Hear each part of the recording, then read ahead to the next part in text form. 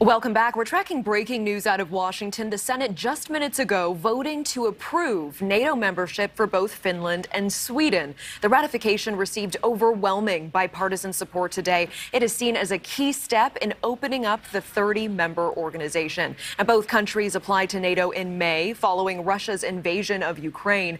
Russian President Vladimir Putin had warned Sweden and Finland against joining. And we are joined now by retired Army Major General William Enyart. Major General, always so good to see you. Thank you for your time. Good to see you, Natasha. So, the vote had support from both sides. It was near unanimous. There were some dissenting voices, though, notably Republican Senator Josh Hawley writing an op-ed and saying, quote, I want to bring this up here.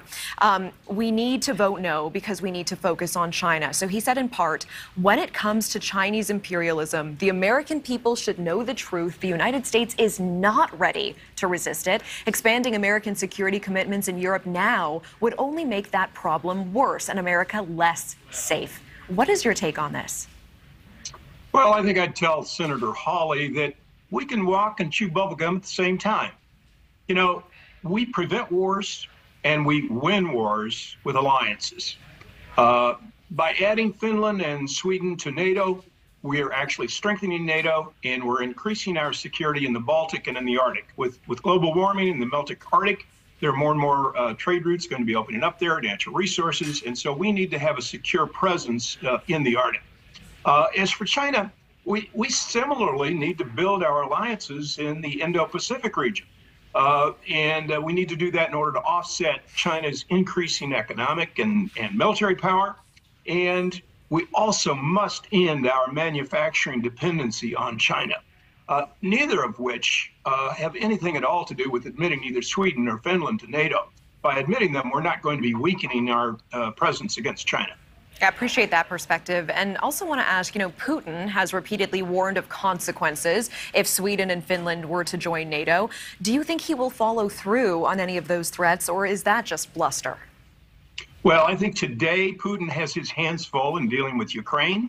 And for that matter, the southern regions of Russia, Chechnya, the Chechnya area, and the Muslim regions in southern Russia have been quite restive in the past. They could well blow up again, which would create further problems for him. And additionally, you have to remember that Russia's economy is only about the size of Italy. It's smaller than South Korea's. And they're in deep economic trouble today because of the sanctions. So their ability to be coercive economically is very limited. And additionally, we must remember that Sweden gets, Finland gets less than 10% of their energy needs from Russia, and Sweden even less. So they don't have the energy coercion that they might apply to Western Europe. All right, appreciate that. And, could this move potentially inspire other countries who maybe are on the fence to move ahead with plans to join NATO?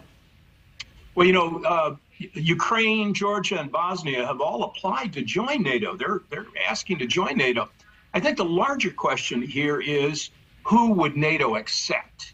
The vote must be unanimous, and that sets a pretty high bar. We've seen issues with Turkey now, concerned about the Kurdish folks who have immigrated into Sweden and Finland and have some political clout up there. There's that issue. Then, of course, I think it's highly unlikely that Ukraine would be admitted until this Russia-Ukraine war is resolved, because with Article 5 in NATO, an attack on one is an attack on all. So if we admitted Ukraine at this point, then we would wind up walking NATO right into a war, which I don't think anybody wants to happen. Yeah. Thank you for watching. Go to newsnationnow.com to find NewsNation on your television provider. And don't forget to click the red subscribe button below to get more of NewsNation's fact-driven, unbiased coverage.